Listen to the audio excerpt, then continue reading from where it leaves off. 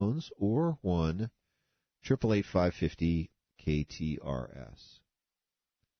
You know, we are truly one of the only live shows on the air.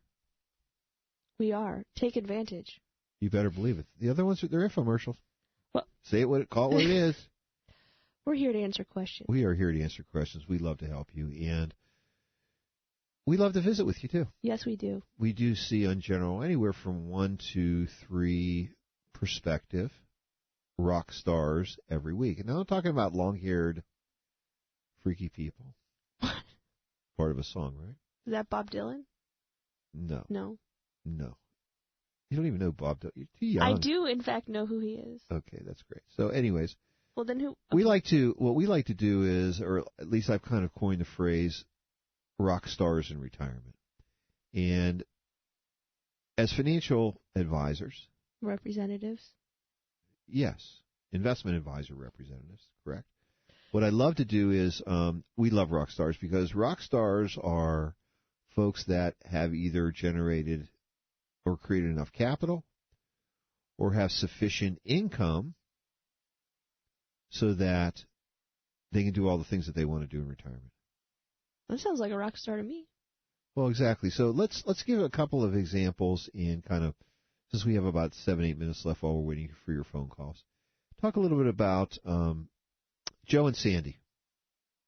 They are in often. Yes, Joe and Sandy. Office. Exactly. Seems like we have a lot of Joe and Sandys, right? Joe and Sandy are both 66 years old, and they have approximately $800,000 in retirement assets between Joe and Sandy's 401ks, 403bs, etc.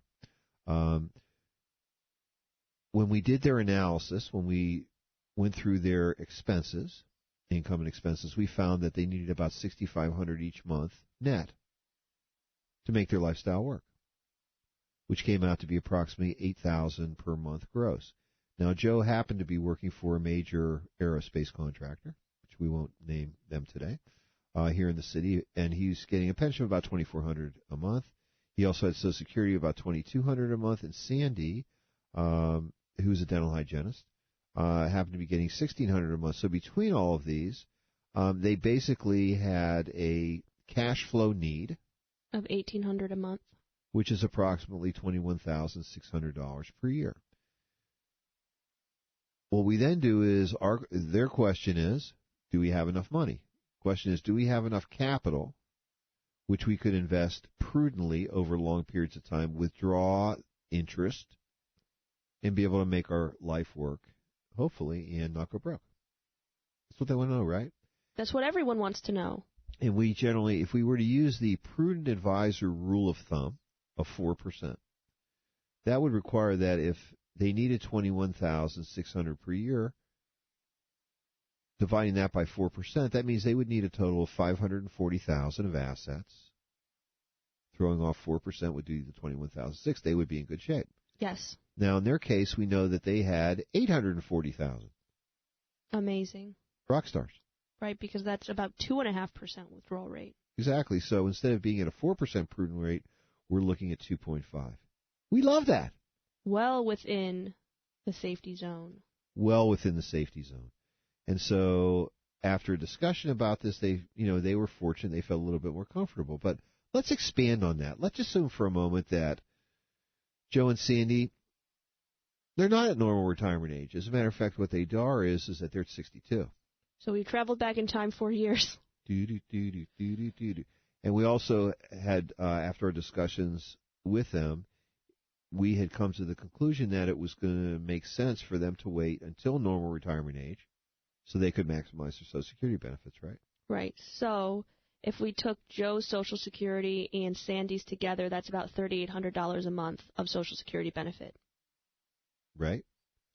Over 12 months and over the 4 years that they would have to wait between 62 and normal retirement age, that's $182,000 of capital that they would be foregoing, or also that they would need to replace. Right.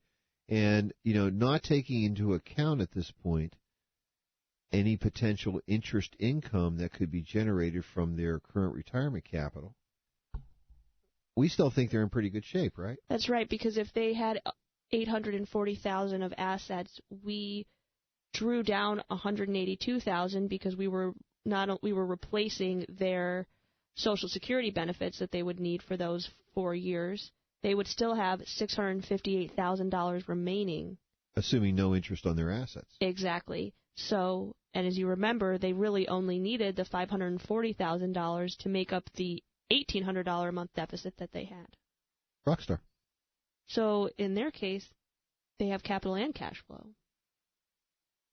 That's the best of both worlds. I mean, that's really where it is. When folks have capital and cash flow, it makes sense. Now, in this particular case, let's say that Joe, and let's talk about, and again, I guess it kind of goes back to the value of pension plans. You know, we take the power of it, right? If we look at Joe's plan, we say, okay, Joe has a plan of, he's getting $2,400 per month. So over a 12-month period, he's getting approximately $28,800. If we divide that by 4%,